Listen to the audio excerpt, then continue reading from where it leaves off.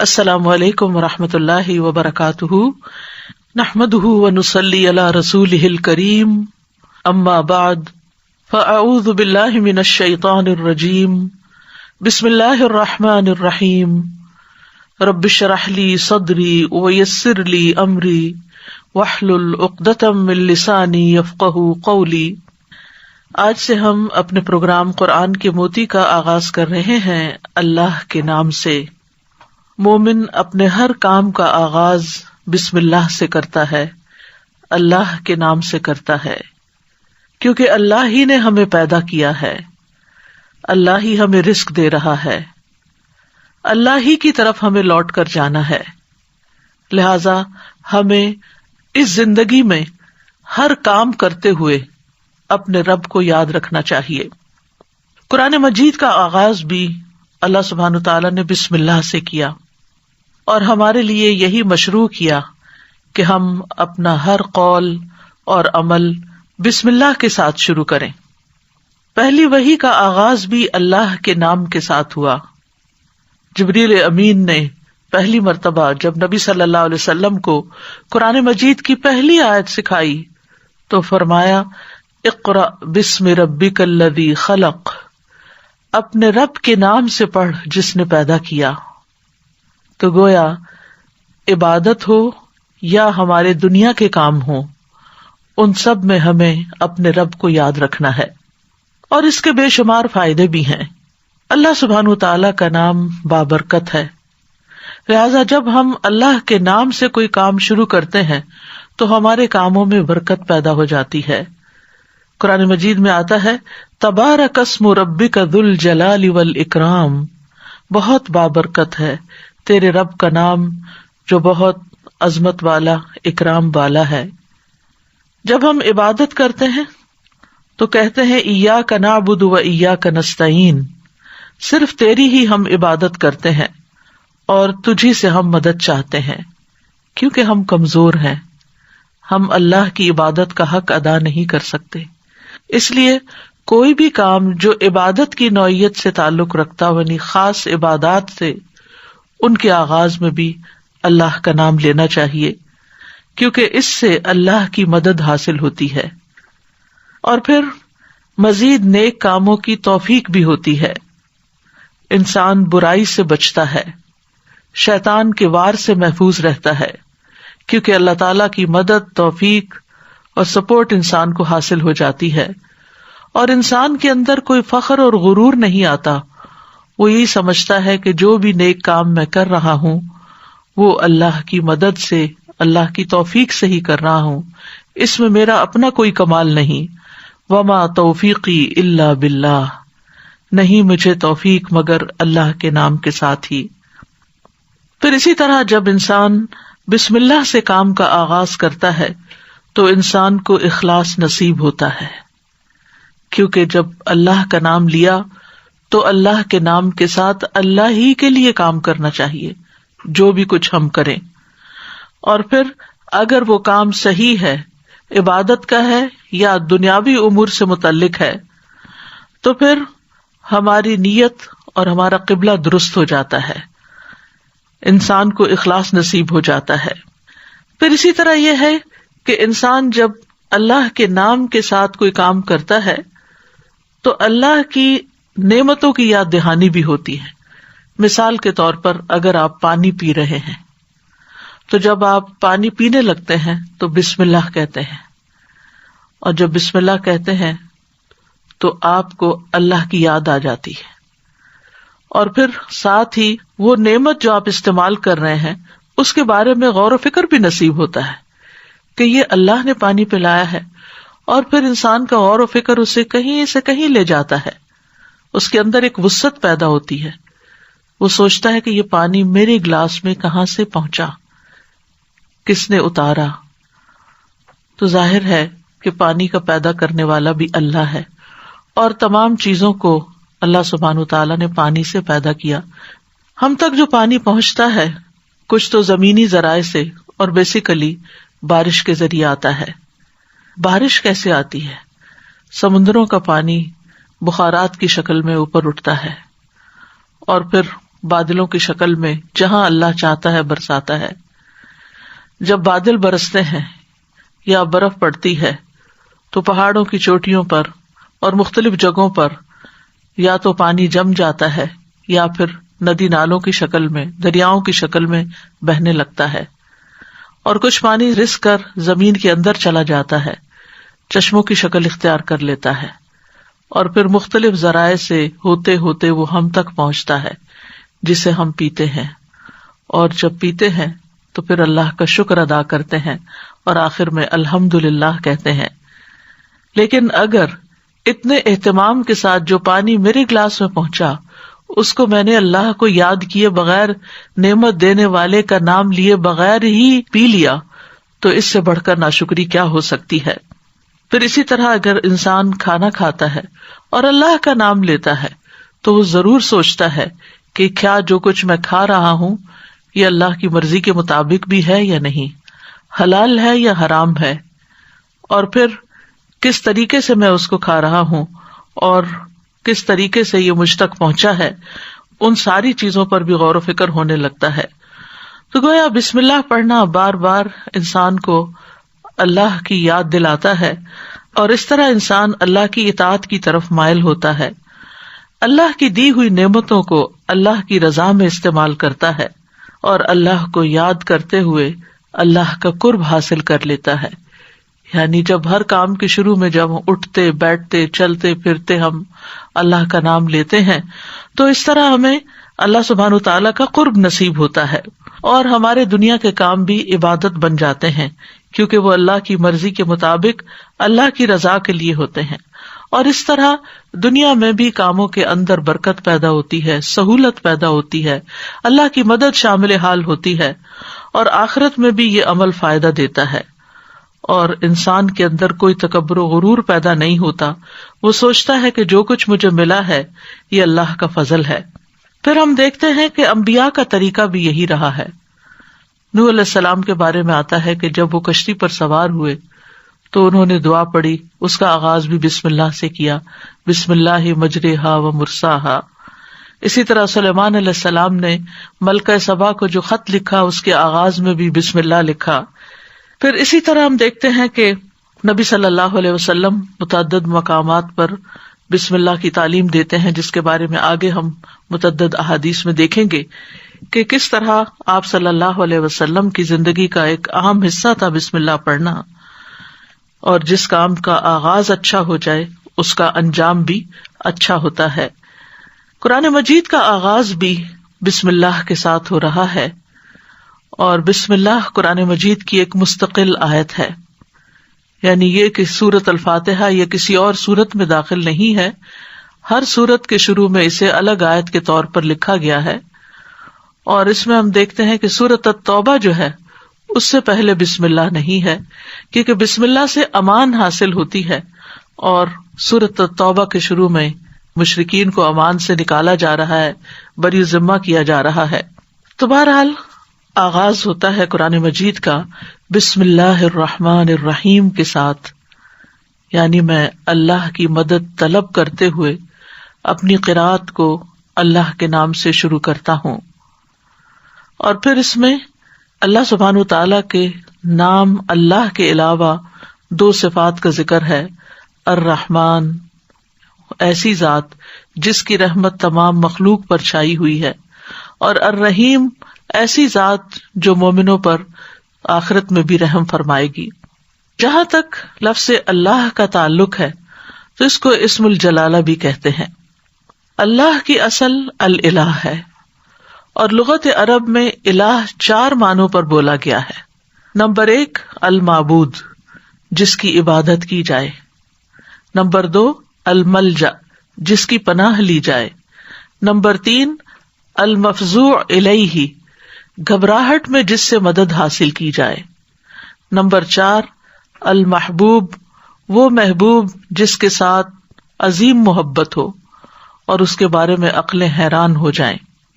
تو اللہ کا لفظ اللہ سبحانہ تعالیٰ کا اسم ذات ہے، یعنی ذاتی نام ہے، سب ناموں سے عظیم اور اعلیٰ ہے، اور یہ جلیل القدر نام اللہ سبحانہ تعالیٰ کے جتنے بھی باقی نام ہیں وہ سب اسی نام کی طرف لوٹتے ہیں، یعنی وہ اللہ ہی کے نام اور اللہ ہی کی صفات ہیں.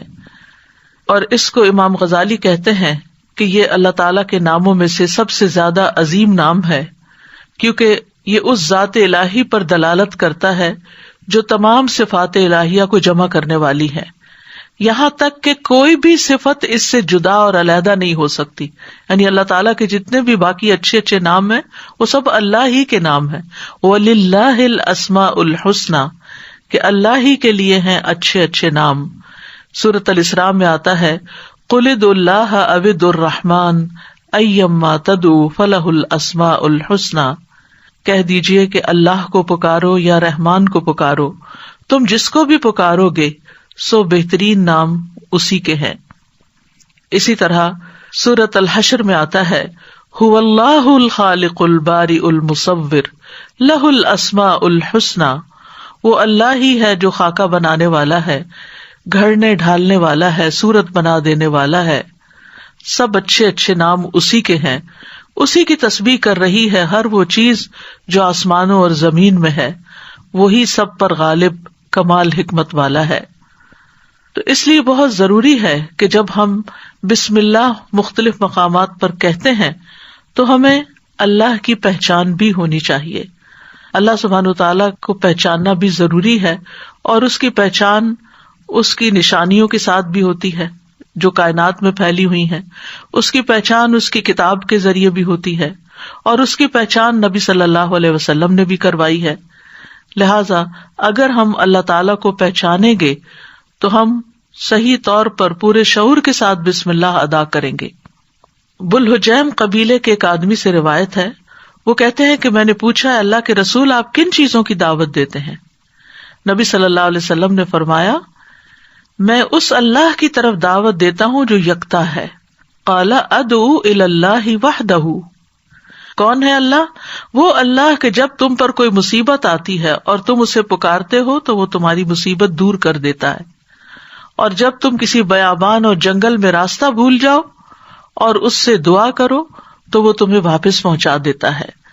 جب تم قحط سالی میں مبتلا ہوتے ہو اور اس سے دعا کرتے ہو تو وہ پیداوار ظاہر کر دیتا ہے، یعنی تمہارے سب کام وہی بناتا ہے. لیکن یہاں خاص طور پر اس آیت کے اندر یعنی بسم اللہ الرحمن الرحیم کے اندر اللہ سبحانہ تعالیٰ نے اپنا جو تعارف کرایا ہے، اپنی جو پہچان کرائی ہے، وہ اپنی صفت رحمت کے ساتھ کروائی ہے کہ کون ہے اللہ؟ وہ جو بے حد مہربان، بہت ہی زیادہ مہربان. الرحمن فعلان کے وزن پر مبالغے کا صیغہ ہے کہ جو بہت ہی زیادہ، یعنی انسان کی عقل اس کو کمپریہینڈ کر ہی نہیں سکتی کہ وہ کتنا مہربان ہے. اور پھر مزید اسی صفت سے، صفت رحمت ہی سے الرحیم کا لفظ آیا کہ جو بار بار رحم کرنے والا ہے. لہذا اللہ سبحانہ و تعالی وہی ہے جو اپنی رحمتیں نچھاور کرتا ہے، اور رحمت کا مطلب ہے نرمی اور شفقت کرنے والا. گویا اللہ سبحانہ تعالیٰ کی صفات میں اللہ تعالیٰ کے اپنے بندوں کے ساتھ، اپنی مخلوق کے ساتھ معاملہ کرنے میں نرمی اور شفقت ہے.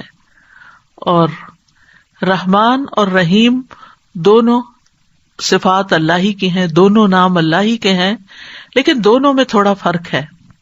رحمان ایسی رحمت والا جس کی رحمت دنیا کی تمام مخلوقات کو اور آخرت میں مومنوں کو بھی شامل ہے، یعنی یہ رحمت عام ہے. اور اسی نام سے اللہ سبحانہ تعالیٰ نے اپنے آپ کی پہچان کروائی کہ الرحمن علی العرش استویٰ، وہ بے حد رحم فرمانے والا عرش پر بلند ہوا. اور رحیم سے مراد ایسی رحمت والا کہ جو قیامت کے دن صرف مومنوں کے لیے ہوگی. اور ہم جانتے ہیں کہ اللہ سبحانہ تعالیٰ کی رحمت کے 100 حصے ہیں، جس میں سے صرف ایک حصہ دنیا میں اتارا ہے، باقی اللہ سبحانہ تعالیٰ نے آخرت کے لیے، یعنی اس کی باقی رحمتیں 99 جو ہیں وہ آخرت کے لیے ہیں، جس کی بنا پر وہ بندوں کی بخشش فرمائے گا. یہاں دونوں ناموں کو اکٹھا کیوں کیا گیا ہے؟ اللہ سبحانہ تعالیٰ کے دونوں نام الرحمن اور رحیم کا مل کر آنا اللہ سبحانہ تعالیٰ کی رحمت کے مزید کمال کو بیان کرتا ہے. اور اس کے بارے میں ابن القیم رحمہ اللہ کہتے ہیں کہ جہاں تک الرحمن الرحیم دونوں ناموں کو جمع کرنے کا تعلق ہے، تو اس کا معنی ان دونوں معنوں سے اچھا ہے جو معنی ان کے الگ الگ بیان کیے جاتے ہیں، یعنی وہ مزید جمع ہو جاتا ہے. اور وہ یہ ہے کہ الرحمن اللہ کی قائم صفت پر دلالت کرتا ہے، اور لفظ الرحیم اللہ کی مخلوق پہ کی جانے والی رحمت سے تعلق رکھتا ہے.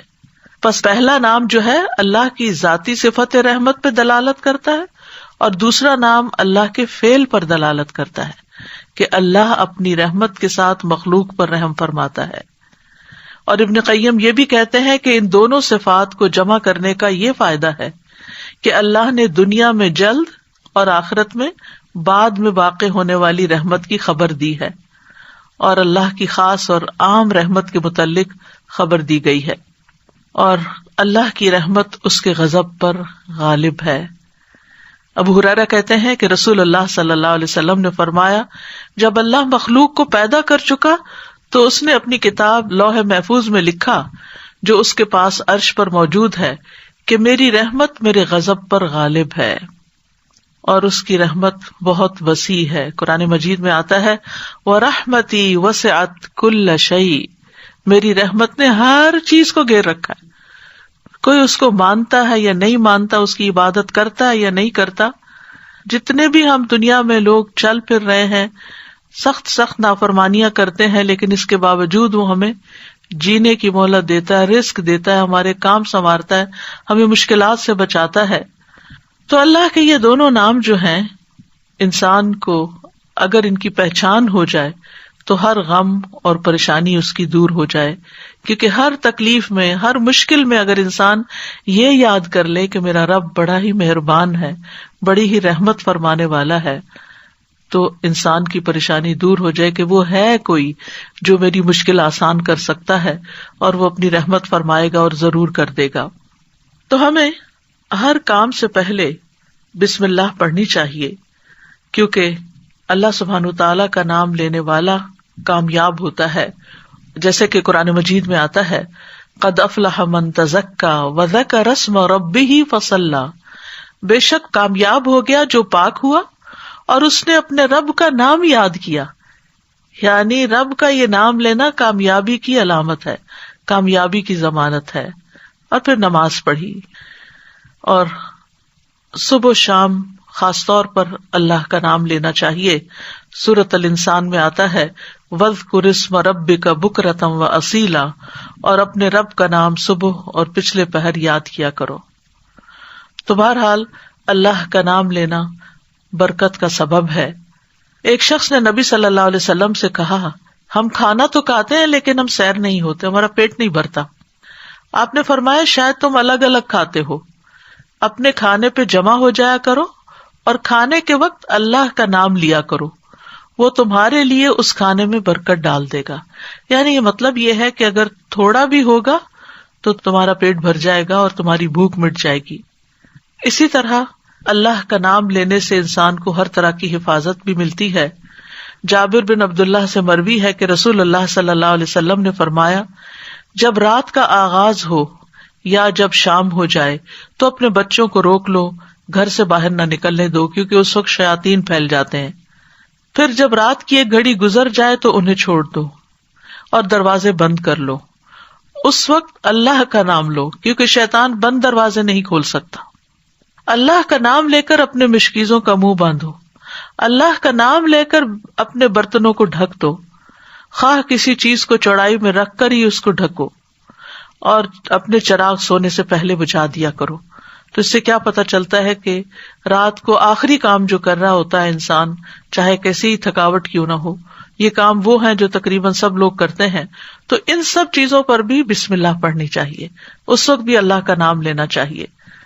پھر اسی طرح اللہ کا نام لینے سے انسان اچانک پہنچنے والی مصیبت سے بھی محفوظ رہتا ہے.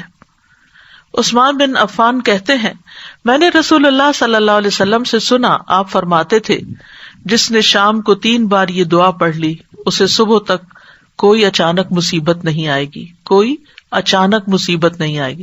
یعنی اس کا مطلب نہیں کہ دوسری آ جائے گی، یعنی ایک دم کسی قسم کی پریشانی اس کو لاحق نہیں ہوگی. اور وہ دعا ہے بسم اللہ الذی لا یضر مع اسمہ شیء فی الارض ولا فی السماء وہو السمیع العلیم.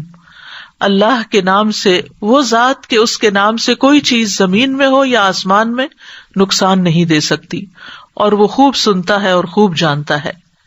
اور جس نے صبح کے وقت یہ دعا پڑھ لی اسے شام تک کوئی اچانک مصیبت نہیں آئے گی، اور جب شام کو کوئی پڑھ لے تو صبح تک اس کو پریشانی نہیں ہوگی. اسی طرح اگر انسان بسم اللہ نہیں پڑھتا تو یاد رکھیے کہ بسم اللہ نہ پڑھنے کا نقصان یہ ہے. ابن عباس کہتے ہیں کہ ابلیس نے اللہ تعالیٰ سے کہا کہ تو نے اپنی ساری مخلوق کا رزق واضح کر دیا ہے، میرا رزق کس میں ہے؟ تو اللہ تعالیٰ نے فرمایا ہر اس چیز میں جس پر میرا نام نہ لیا جائے. تو گویا جس چیز پر ہم اللہ کا نام نہیں لیتے وہ رزق پھر شیطان کے حصے میں چلا جاتا ہے، گویا ہم اپنے دشمن ہی کو فیڈ کرتے ہیں. قیامت کے دن بھی اللہ کے نام سے وزنی کوئی چیز نہ ہوگی. پھر اسی طرح یعنی اس دعا کے پڑھنے کے مواقع کون کون سے ہیں؟ نمبر 1، ہر کام شروع کرنے سے پہلے، تاکہ اس میں برکت اور مدد حاصل ہو، اس کے اندر قبولیت ہو، ہمیں اخلاص نصیب ہو. پھر خاص طور پر کھانا کھانے سے پہلے. حضرت عائشہ کہتی ہیں کہ رسول اللہ صلی اللہ علیہ وسلم نے فرمایا جب تم میں سے کوئی کھانا کھانے لگے تو چاہیے کہ اللہ تعالیٰ کا نام لے. پھر اگر شروع میں اللہ تعالیٰ کا نام لینا بھول جائے تو چاہیے کہ یوں کہے بسم اللہ اولہ و آخرہ، اللہ کے نام سے اس کھانے کے شروع میں اور آخر میں بھی. پھر اسی طرح لباس اتارتے وقت بسم اللہ پڑھنی چاہیے. انس رضی اللہ عنہ سے روایت ہے کہ نبی صلی اللہ علیہ وسلم نے فرمایا جنوں کی آنکھوں اور بنی آدم کی شرمگاہوں کا پردہ یہ ہے کہ جب ان میں سے کوئی اپنے کپڑے اتارے تو بسم اللہ پڑھ لے، یعنی اتارنے سے پہلے پڑھ لے، تو جن اور شیاطین کی نظر نہیں لگتی. اسی طرح جب آپ بچوں کو کپڑے تبدیل کروا رہے ہوں تو اس وقت بھی بسم اللہ پڑھ لیں. اسی طرح بیت الخلاء جاتے وقت یعنی اندر پاؤں رکھنے سے پہلے بسم اللہ پڑھ کے دروازہ کھولیں. حضرت علی رضی اللہ عنہ روایت کرتے ہیں، کہتے ہیں کہ رسول اللہ صلی اللہ علیہ وسلم نے فرمایا جنوں کی آنکھوں اور بنی آدم کی شرمگاہوں کا پردہ یہ ہے کہ جب ان میں سے کوئی بیت الخلاء جائے تو بسم اللہ پڑھ لے، کیونکہ جب انسان ننگا ہوتا ہے تو حفاظت کے فرشتے اسے دور چلے جاتے ہیں. تو اس وقت حفاظت پھر کس سے حاصل ہوگی؟ جب آپ واش روم میں جانے سے پہلے بسم اللہ پڑھ کے پھر داخل ہوں گے. اسی طرح وضو سے پہلے. ابو ہریرہ کہتے ہیں کہ رسول اللہ صلی اللہ علیہ وسلم نے فرمایا لا صلاۃ لمن لا وضوء له ولا وضوء لمن لم يذكر اسم اللہ تعالی علیہ، کہ جس کا وضو نہیں اس کی نماز نہیں، اور جو شخص وضو کے شروع میں اللہ تعالیٰ کا نام نہ لے اس کا وضو نہیں. اب یہاں پر بعض لوگوں کو یہ پریشانی ہوتی ہے کہ ہم واش روم میں کھڑے ہوتے ہیں، وہیں سنک ہے، وہیں کموڈ ہے، تو پھر ہم بسم اللہ کس طرح پڑھیں؟ اس کے ایک تو یہ ہے کہ جب آپ وضو کی نیت سے جا رہے ہیں تو اندر داخل ہونے سے پہلے ہی پڑھ لیں اور جا کے ٹیپ کھول لیں اور اپنا وضو شروع کر دیں. دوسرا یہ ہے کہ آپ دل میں پڑھ لیں. لیکن اگر کوئی بھول گیا ہے تو جس وقت یاد آئے یعنی وضو کے دوران اس وقت بھی پڑھ سکتا ہے. پھر اسی طرح پڑھنا ہی بھول گیا تو اس کا کیا مطلب وضو ہوا ہی نہیں سرے سے، یا پھر یہ کہ اس کی اگر وضو نہیں ہوا تو کیا نماز ہی نہیں ہوئی؟ نہیں، اس کا مطلب یہ کہ اس کا وضو کامل نہیں ہوا. یہاں علماء نے اس کا مطلب یہ کیا ہے کہ اس کے وضو میں نقص رہ گیا. وضو ہو جائے گا، نماز ہو جائے گی، لیکن وہ جو برکت حاصل ہونی تھی یا زیادہ ثواب ملنا تھا اس سے انسان محروم ہو جاتا ہے. پھر اسی طرح یہ ہے کہ قرآن مجید کی قرأت سے پہلے بسم اللہ پڑھنی چاہیے. قتادہ سے روایت ہے، وہ کہتے ہیں کہ انس رضی اللہ عنہ سے سوال کیا گیا کہ نبی صلی اللہ علیہ وسلم کی قرأت کیسی تھی، تو انہوں نے بیان کیا کہ آپ صلی اللہ علیہ وسلم کھینچ کر پڑھتے تھے. پھر آپ نے بسم اللہ الرحمن الرحیم کو پڑھا، یعنی بسم اللہ الرحمن الرحیم، یعنی مد کے ساتھ پڑھتے تھے. الرحمن کو الرحیم کو بھی کھینچ کر تلاوت کرتے تھے. پھر اسی طرح کھانا کھانے سے پہلے بھی. عمر بن ابی سلمہ رضی اللہ عنہ کہتے ہیں میں بچہ تھا اور رسول اللہ صلی اللہ علیہ وسلم کی پرورش میں تھا. عمر بن ابی سلمہ جو ہے یہ ابو سلمہ رضی اللہ عنہ کے بیٹے ہیں، ام سلمہ کے بھی بیٹے ہیں۔ ام سلمہ کی جب شادی ہوئی تو یہ نبی صلی اللہ علیہ وسلم کے گھر میں بچے آ گئے، یعنی آپ کے ربیب تھے اور آپ کی پرورش میں تھے۔ تو وہ کہتے ہیں کہ کھانا کھاتے وقت میرا ہاتھ برتن میں چاروں طرف گھوما کرتا ہے، جیسے بچے عام طور پر کرتے ہیں۔ تو رسول اللہ صلی اللہ علیہ وسلم نے مجھ سے فرمایا، اے لڑکے، بسم اللہ پڑھ لیا کرو اور دائیں ہاتھ سے کھایا کرو، اور برتن میں وہاں سے کھایا کرو جو جگہ تم سے نزدیک ہو، یعنی اپنے سامنے سے کھاؤ۔ وہ کہتے ہیں کہ چنانچہ اس کے بعد میں ہمیشہ اسی ہدایت کے مطابق کھاتا رہا۔ تو یہ ٹیبل مینرز ہیں، کھانا کھانے کے آداب ہیں، اور اس میں نہ صرف یہ کہ بڑوں کو اس کا اہتمام کرنا چاہیے بلکہ بچوں کو بھی سکھانا چاہیے۔ پھر اسی طرح گھر میں داخل ہوتے وقت بسم اللہ پڑھ کر داخل ہوں۔ جابر رضی اللہ عنہ سے روایت ہے، وہ کہتے ہیں کہ میں نے رسول اللہ صلی اللہ علیہ وسلم کو فرماتے ہوئے سنا، جب آدمی اپنے گھر میں داخل ہوتا ہے تو وہ داخل ہوتے وقت اور کھانا کھاتے وقت اللہ کا نام لیتا ہے تو شیطان کہتا ہے کہ آج تمہارے لیے اس گھر میں نہ رات گزارنے کی جگہ ہے اور نہ ہی رات کا کھانا ہے۔ اور اگر وہ داخل ہوا لیکن اپنے داخل ہوتے ہوئے اللہ کا نام نہ لیا تو کہتا ہے تم نے رات گزارنے کی جگہ پا لی، اور اگر اپنے کھانا کھانے کے وقت اللہ کا نام بھی نہ لے انسان تو شیطان کہتا ہے تم نے رات گزارنے کی جگہ اور رات کا کھانا پا لیا، یعنی ہماری چیزوں میں پھر اس کی شراکت ہو جاتی ہے۔ اب دیکھیں کہ بہت سارے مسائل اور بہت ساری بیماریاں عام ہو چکی ہیں جن کی بعض اوقات تشخیص بھی نہیں ہو پاتی، اور پھر ہم بعض اوقات یہ سمجھتے ہیں کہ شاید جادو ہو گیا ہے یا پھر یہ کوئی نظر لگ گئی ہے، لیکن اگر ہم ان آداب کا خیال رکھیں تو انشاءاللہ شیطان جو ہمارا دشمن ہے اس کے شر سے محفوظ رہیں گے۔ نہ صرف یہ کہ خود اپنے لیے بلکہ اپنے گھر والوں کے لیے بھی ان کو تعلیم بھی دیں اور ان کو یاد دہانی بھی کرائیں، اور ان کی پروٹیکشن کا انشاءاللہ بہترین سر و سامان ہوگا۔ اسی طرح رات کو سونے سے پہلے بسم اللہ پڑھ کر بستر جھاڑنا چاہیے۔ رسول اللہ صلی اللہ علیہ وسلم نے فرمایا، صحیح مسلم کی روایت ہے، جب تم میں سے کوئی اپنے بستر پر جائے تو اسے چاہیے کہ وہ اپنے تہبند کا کونا پکڑے اور اس سے اپنا بستر جھاڑ لے اور بسم اللہ پڑھ لے، کیونکہ وہ نہیں جانتا کہ کون اس کے بعد اس کے بستر پر آیا۔ یہ بات بڑی اہم ہے کہ وہ نہیں جانتا۔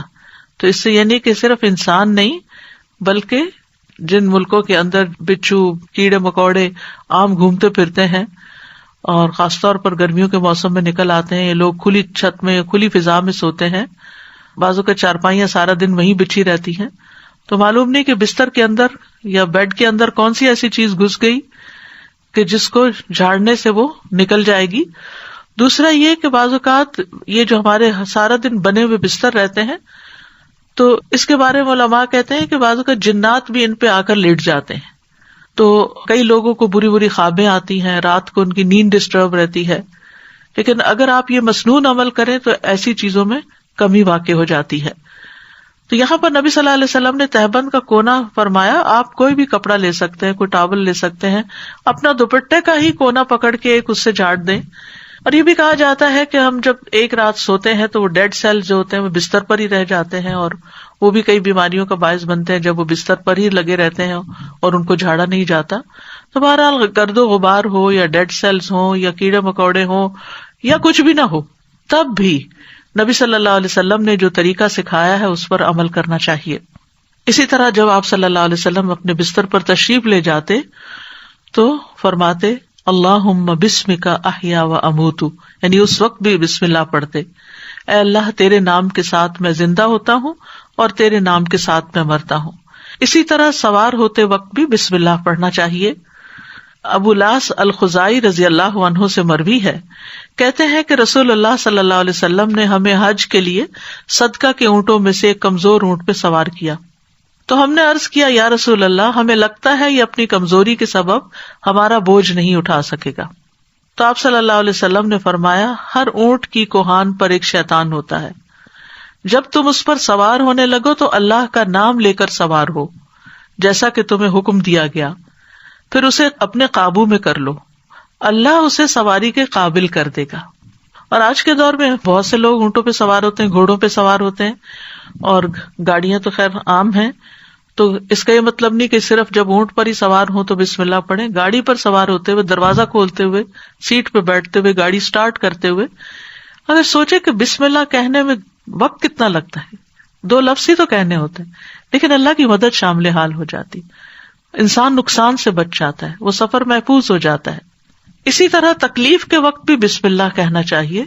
جابر رضی اللہ عنہ کہتے ہیں جب غزوہ احد میں طلحہ رضی اللہ عنہ کی انگلی کٹ گئی تو انہوں نے کہا، یعنی سی جیسے ہم تکلیف یا درد کے وقت کرتے ہیں، تو رسول اللہ صلی اللہ علیہ وسلم نے فرمایا اگر تم بسم اللہ کہتے تو فرشتے تمہیں اٹھا لیتے، اس حال میں کہ لوگ تمہیں دیکھ رہے ہوتے.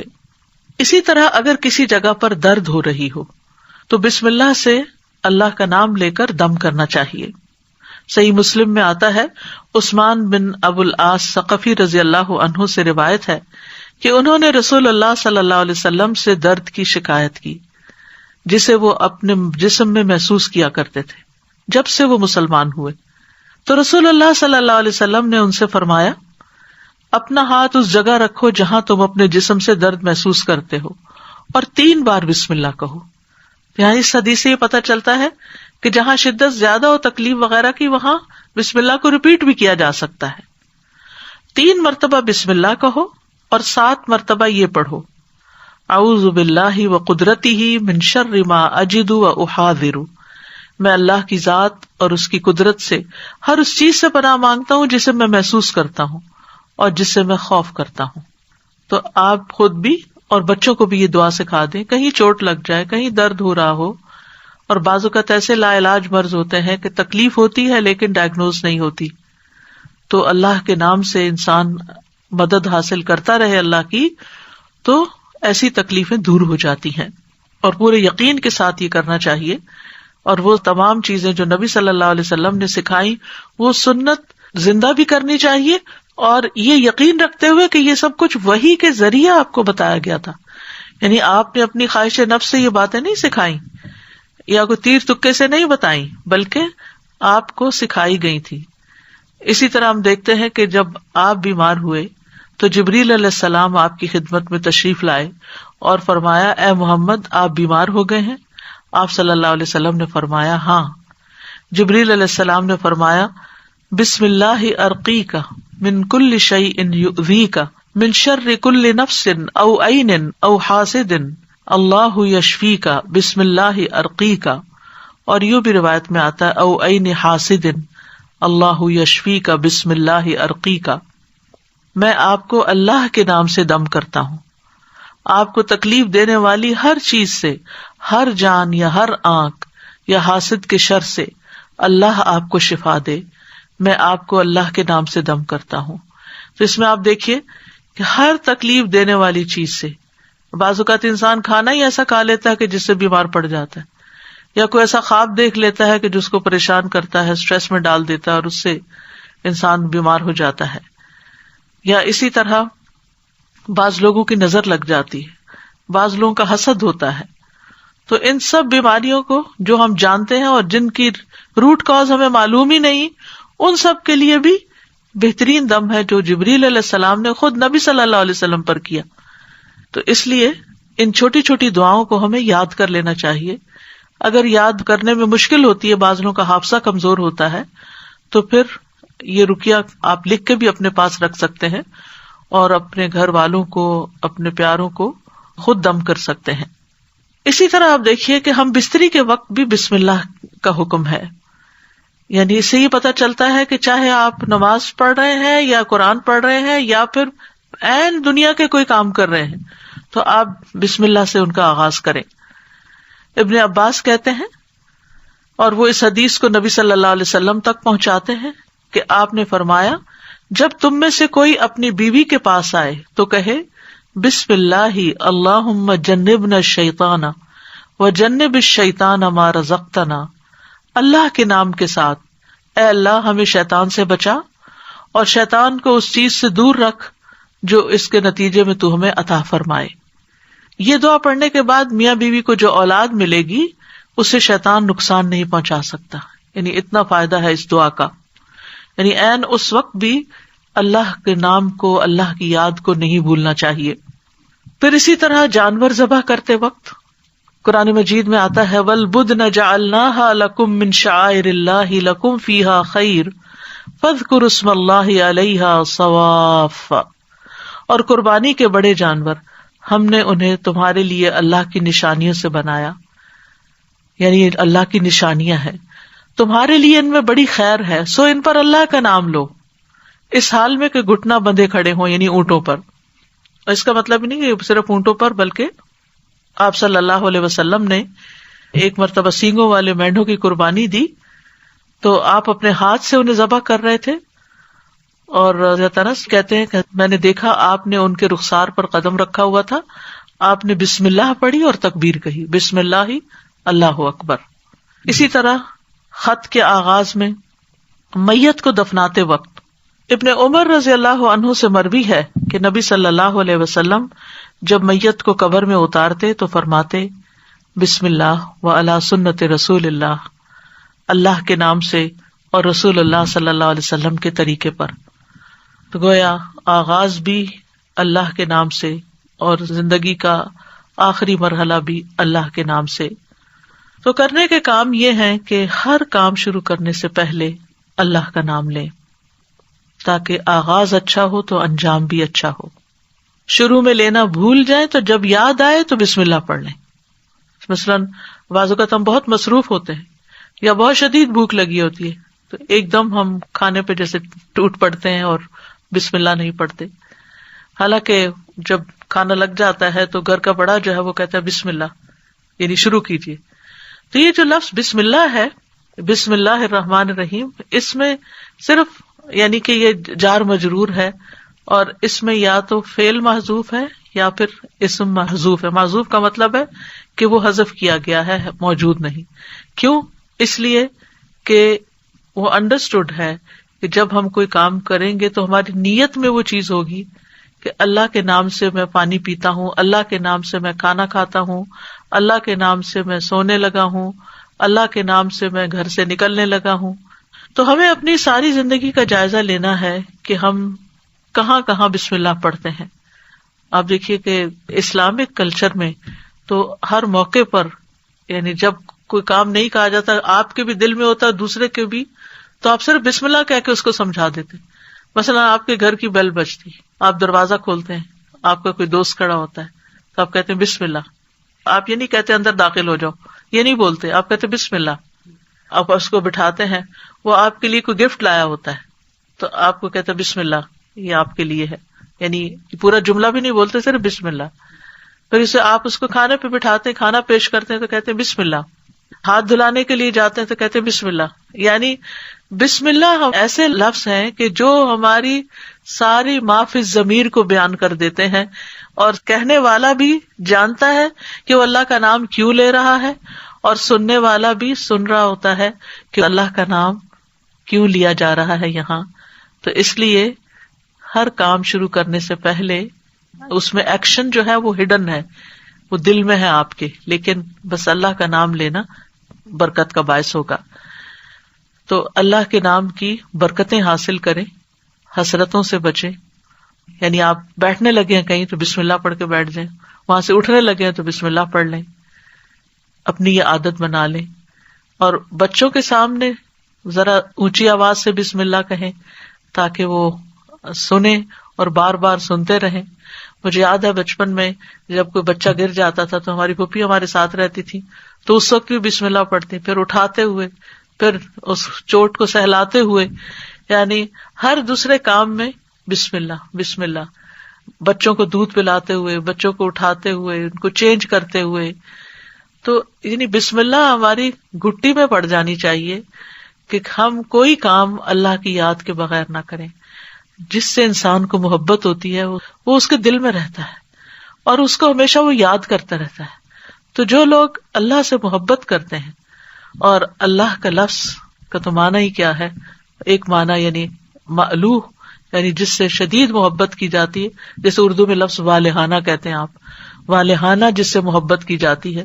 تو اگر ہم اس کو اپنا اللہ سمجھتے ہیں، محبوب سمجھتے ہیں، اور اس سے والہانہ محبت کرتے ہیں، اور اس کی طرف پناہ لینا چاہتے ہیں، اپنے دشمن سے بچنا چاہتے ہیں، تو پھر اس کے لیے آپ اپنی عادت بنا لیں، اور جتنے مقامات کا میں نے ذکر کیا ہے ان پر تو خاص طور پر بسم اللہ کہنا نہ بھولیں.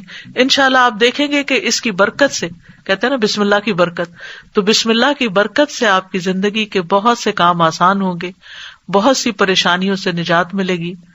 تو آئیے ایک دفعہ ہم خوبصورت آواز میں بسم اللہ سن لیتے ہیں.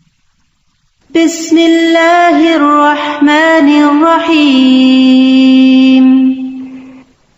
بسم اللہ الرحمن الرحیم. بسم اللہ الرحمن الرحیم.